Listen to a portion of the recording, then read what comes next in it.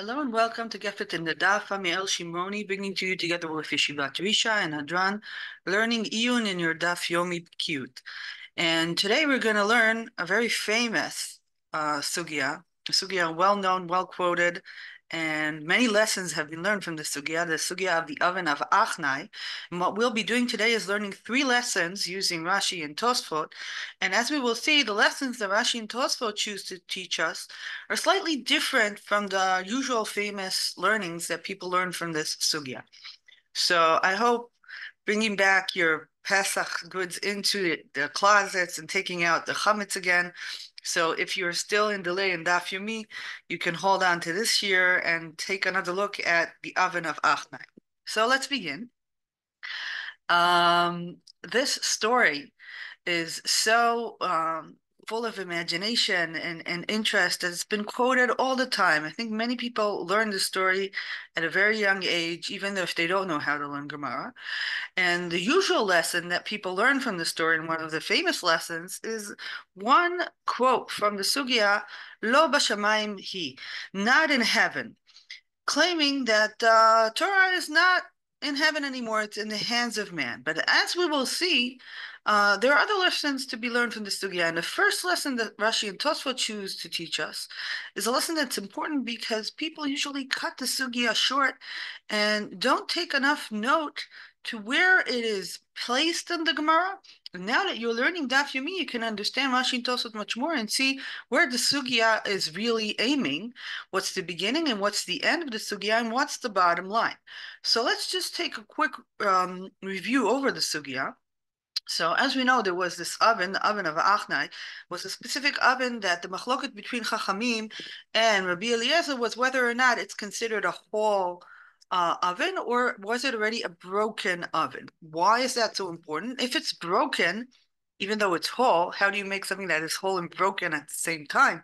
It's a paradox. So what you do with the oven is that you cut it and then you fill in the gaps with different material, and therefore it is a whole oven, but it's also broken. If it's really broken, what is that? How is that helping us halachically? It's very meaningful because an oven is made out of clay. And clay is something that if it gets tuma, then you cannot take away the tuma, you have to break the oven. And the oven is something very expensive and very big. So ovens were really, really, really things that were problematic with tuma b'tahara because you were really afraid that they'll be becoming tummy and then it will be destroyed. So if we can create an oven that is working but it's already broken, this oven will never be mekabel tuma, and you can have it used by everybody, even people who you don't trust that they're keeping tuma b'tahara amei haaretz. And Rabbi Eliezer says that this oven is actually broken, even though it's whole, and therefore it's always tahor. It will never be mekabel tuma, and that will be a great solving of a problem of tuma v'tahara if you're living with people who are not taking care of their tuma v'tahara. But Chachamim say no, this oven is considered whole, even though it's broken. It's not really broken and it's whole, and that's why it will still be mekabel tuma, and that's the big machloket between them. And Chachamim say, we disagree with you, Rabbi Eliezer, this oven is tameh. And continues the story and says that in that day, Rabbi Eliezer tried to force his way through and gave them all the answers why he's right, why it's tahor, but they did not accept it. And then he looked for other proofs, and he brought 3 proofs from other supernatural ways. One of them is to take a cherub tree and have it cut down and walk away. And then they say, Lo mekablim raya min hacharuv, the cherub tree does not prove anything in halacha. And another proof was to have the water turn back, and they're saying, En mekablim raya me'amat hamayim, we don't care if the water goes back. And he had the whole Bet Midrash almost falling on top of them, and then the Bet Midrash stood like this. These are very, very famous parts of the story.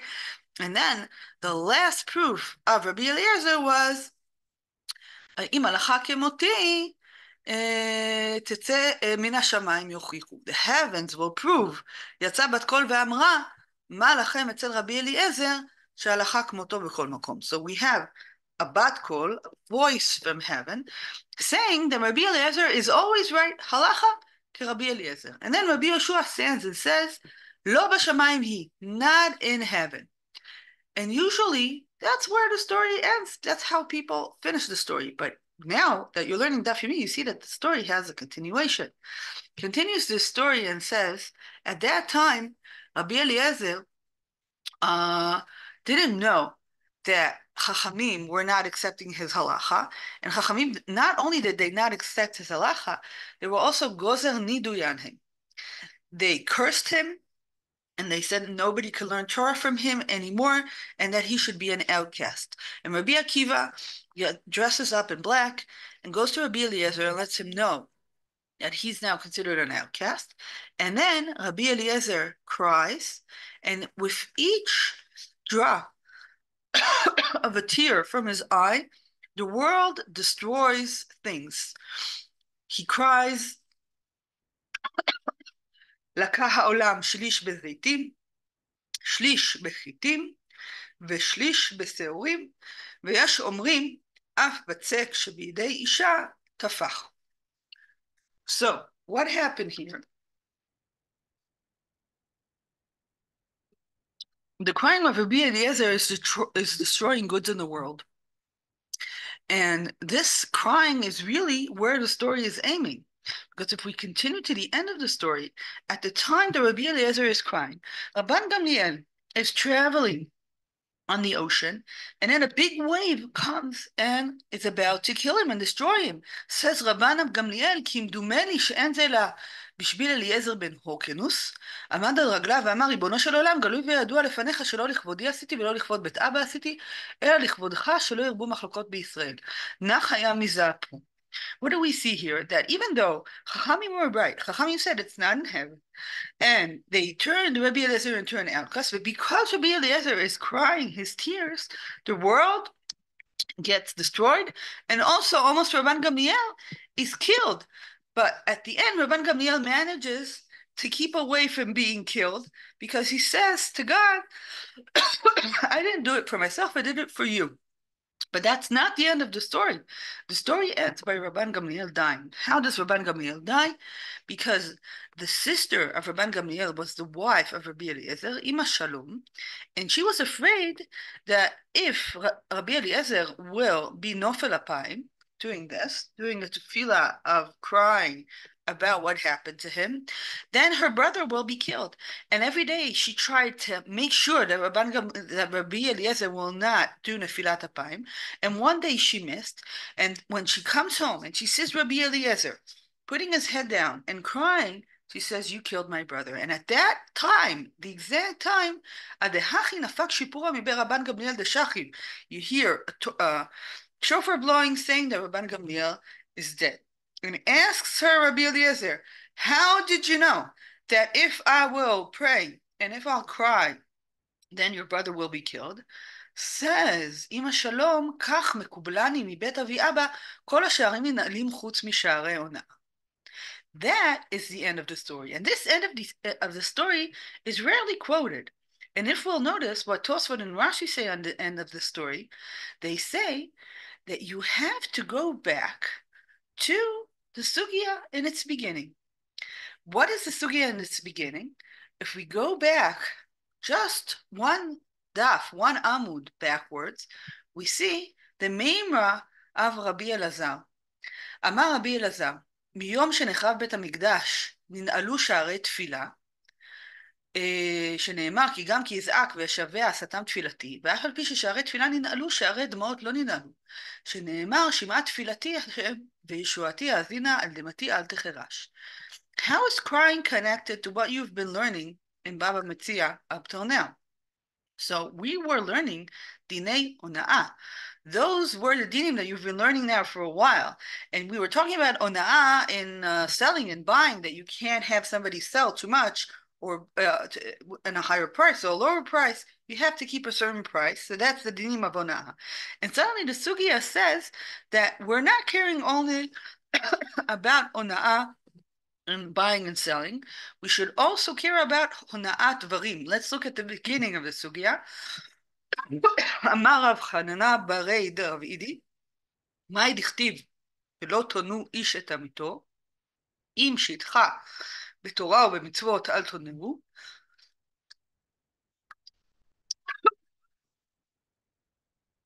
אמר רב, לעולם יהיה אדם זהיר בהונאת אשתו, שמתוך שדמעתה מצויה הונאתה קרובה, and that's where Rabbi Eliezer says that from the day the temple was destroyed, מיום שנחרב בית המקדש, ננעלו שערי תפילה, אבל שערי דמעה לא ננעלו.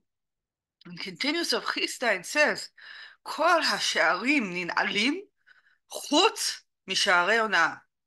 שנאמר, הנה אדוני ניצב על חומת ענך ובידו ענך, אמר רבי אלעזר, הכל נפרעים בידי שליח חוץ מהונאה, שנאמר ובידו ענך. And then the story of the oven of Achnai takes place. So if we look at Rashi and Tosfot, we see that Rashi and Tosfot say this is the main point of the story. The reason that we have this dramatic story is not to teach us that it's not in heaven. The real teaching of the story, and the first and main teaching of the story, is that always, if somebody is hurt and he cries, that is something that is very, very hurtful and very dangerous, and we should avoid that in every price.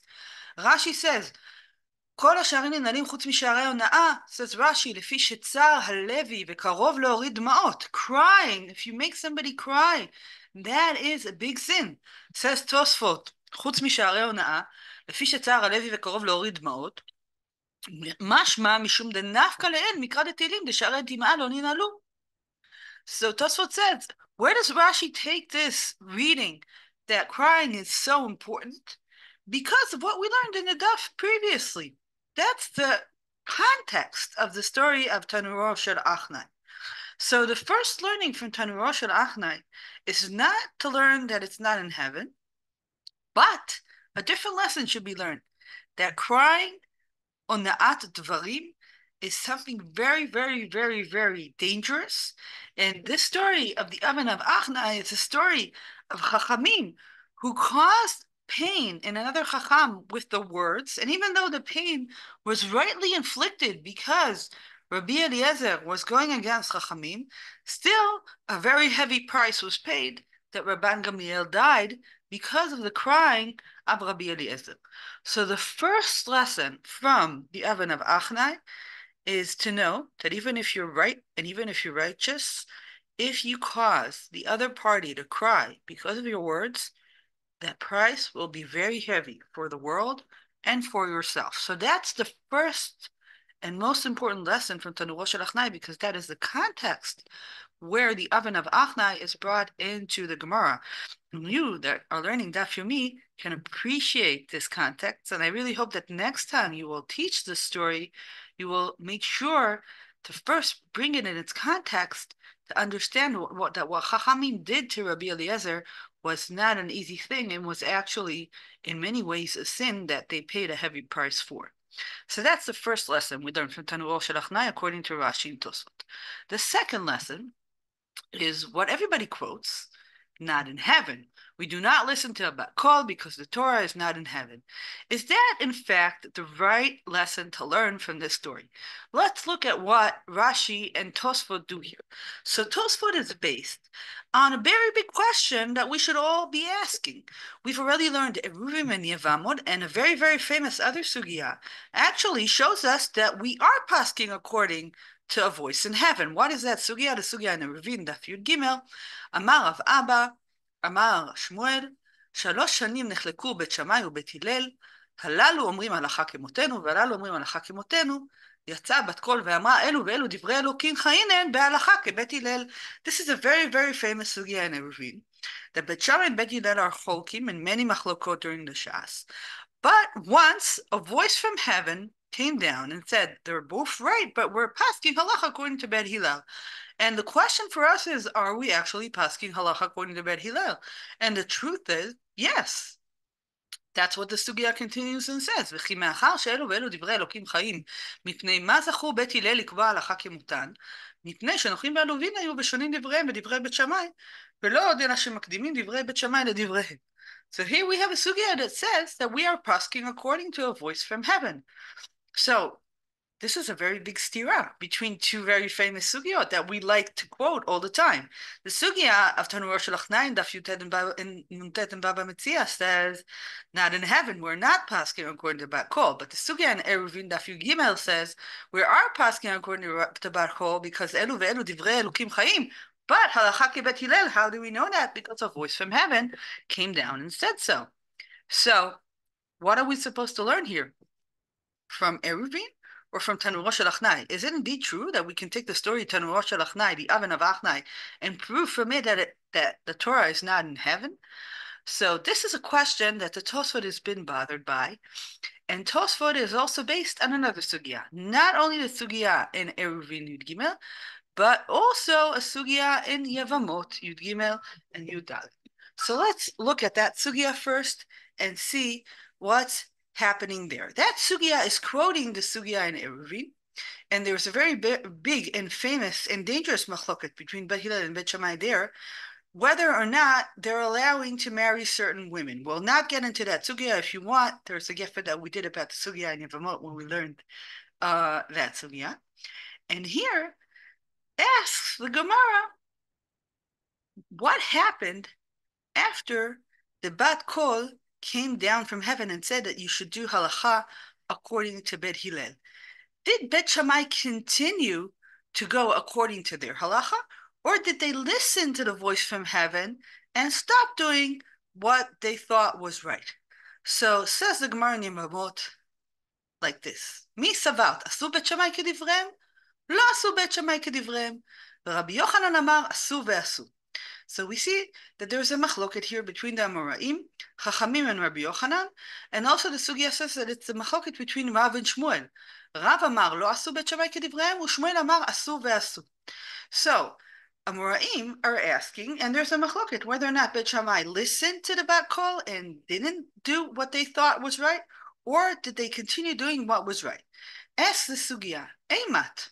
When did the Chachamim do this machloket? When are they not sure if Bet Shammai did as they were supposed to or not? אילא מה קודם בת קול, מאי טעמה דמאן דאמר לא עשו, ואלא לאחר בת קול, מאי טעמה דמאן דאמר עשו. Ask the sugya, of course, Beit Shammai, before the voice from heaven came down, did what they thought was right, because there was no voice from heaven. So why would there be a machloket there?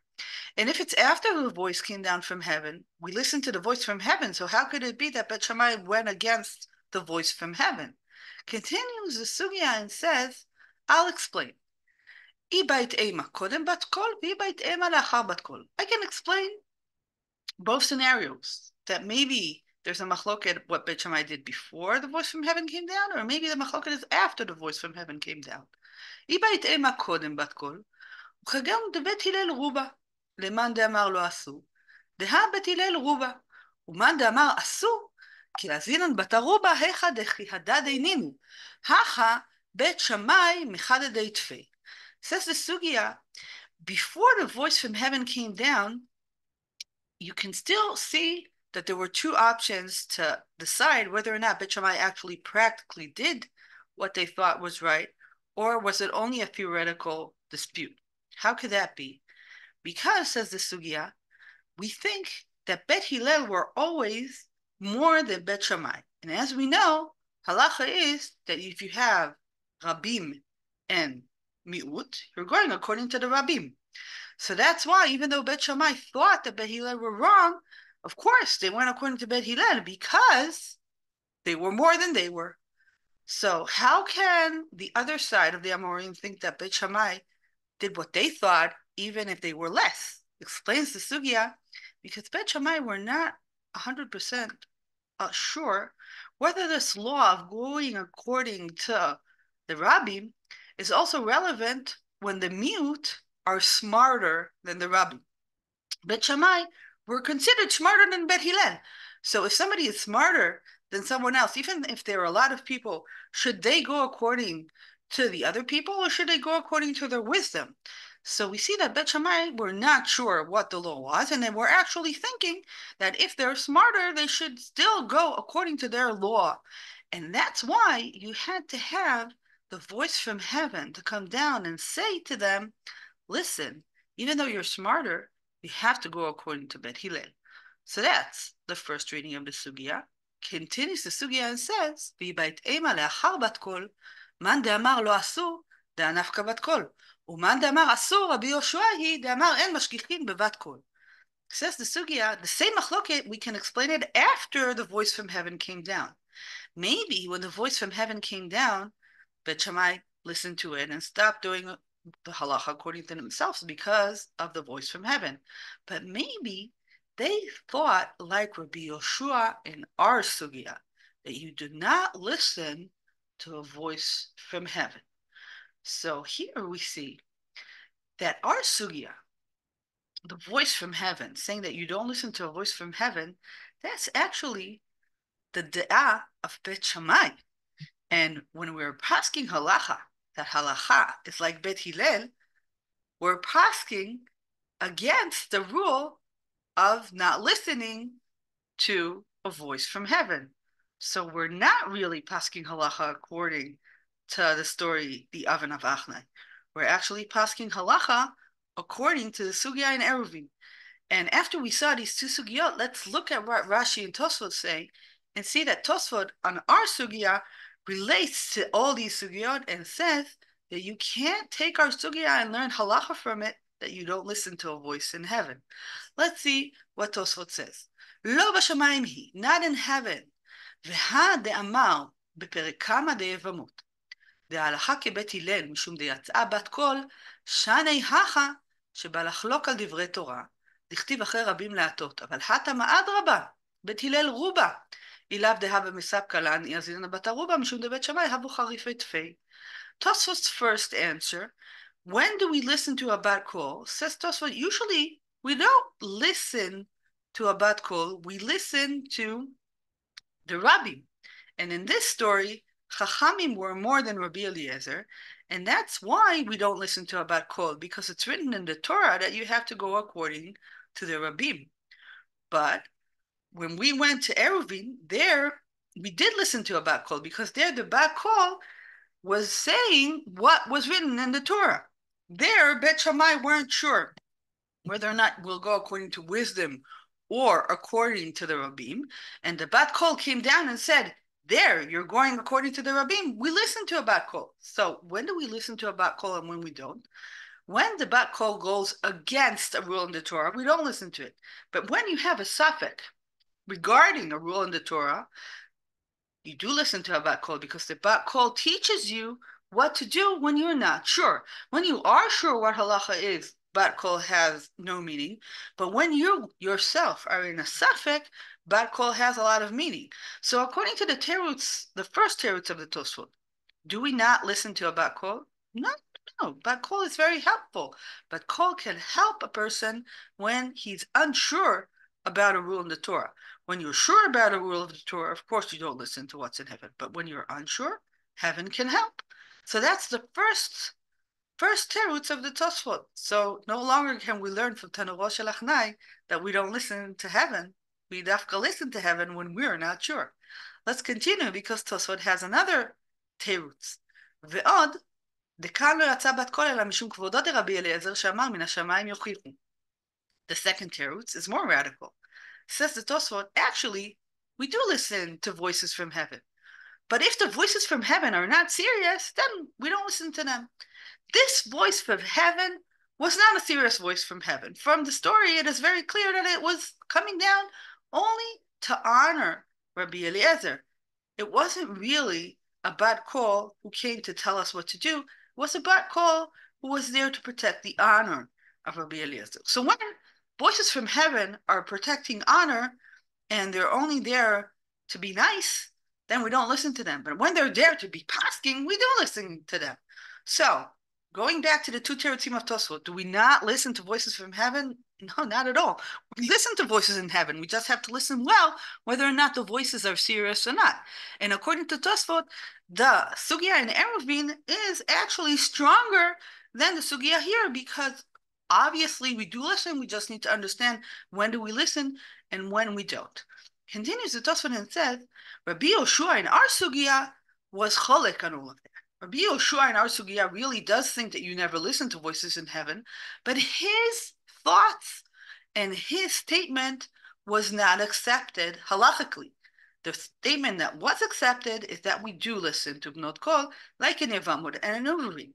And the Tosfot repeats that also in the Gemara in Yevamot, and continues and says, you should understand that Rabbi Yoshua in our sugya is really that Yachid. He indeed thinks that you don't listen to Bnot Kol ever and ever. How do we know that? Because in our sugya, Rabbi Yoshua proves himself from the fact that already in Sinai, everything was given to us. That's his proof. So he's really saying something very radical, that you never listen to voices from heaven. That's his personal radical view. And Rabbi Yirmiyah agrees with him here in this sugya. But the Chachamim of the Shas disagree with Rabbi Yoshua and think that we do indeed listen to voices from heaven under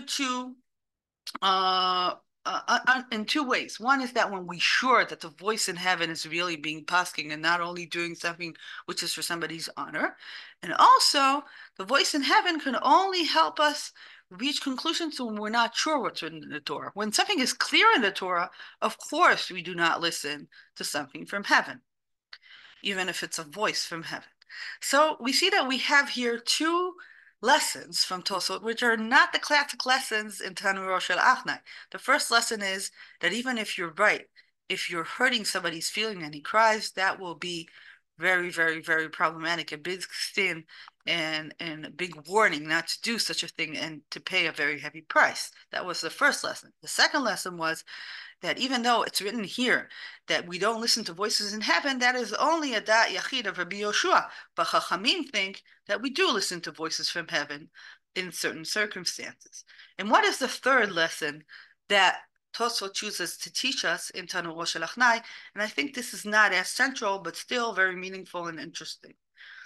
Tosfot, at the part of the sugya that describes God, has an interesting statement. So let's just repeat that part of the sugya. So Rabbi Yoshua says, we don't listen to voices in heaven because we already got the Torah from Sinai, and in Sinai it was written Achrei Rabim Le'atot, we listen to the Rabbim, and that's why we don't listen to the voice in heaven. Ashkechei Rav Natan le'Eliyahu. Rav Natan meets Eliyahu and asks him, what did God do at that time? Eliyahu describes God as smiling and saying, my children have beat me. They won. That is also a very famous quote from the Sugya. But let's see what Tosfot says about God smiling and saying that he was defeated by his children. Says Tosfot, ואמר בריש עבודה זרה, מיום שחרב בית המקדש, אין צחוק לפני הקדוש ברוך הוא. The Tosfot here is asking a question. In the Sugya and Avodah Zarah, it says that God doesn't laugh anymore ever since Bet HaMikdash was destroyed. So how come our Sugya says that God is smiling? God is not supposed to smile after the Churban of Bet HaMikdash. Says the Tosfot, היינו קבוע, והכה מילתא דבדיחותא בעלמא הוא דאמר. Says Tosfot, indeed, God does not laugh anymore. But making jokes, God makes jokes. He says, Milta dedichuta be'alma. So when God here is smiling and saying that his children have won, that is really a joking smile. So we see that even after the Churban HaBayit, there is still Jewish humor that God is doing and smiling lightly. This is not really laughter and happiness, but it is joking. So that is the third lesson that Tosfot taught us from the Sugya. So let's sum up the three lessons. The first lesson, gate of ona'ah and gates of tears never close. That is the main lesson. Even when an argument is fierce and the stakes are high and you might be very right and very righteous, still, sha'arei ona'ah and sha'arei dim'ah lo nin'alu. And there's a heavy price for being mitzar somebody. Second lesson, a bat kol can determine halach. It is true that Rabbi Yoshua said this here, but he's that mute. In other sugyot, we see that we do listen to Bnot Kol under certain circumstances. And the third lesson, even in a time of mourning, joking is possible. And I think that lesson for us is very important because this year we are definitely in a time of mourning, but still the joking and the humor, we're going in the same way of God, is still allowed and still possible, even when you're in deep sadness and mourning after very hard things have happened. So these are the three lessons we learned today from Tanu Rosh Lachnai, using the Tosfot to guide us through this famous sugya.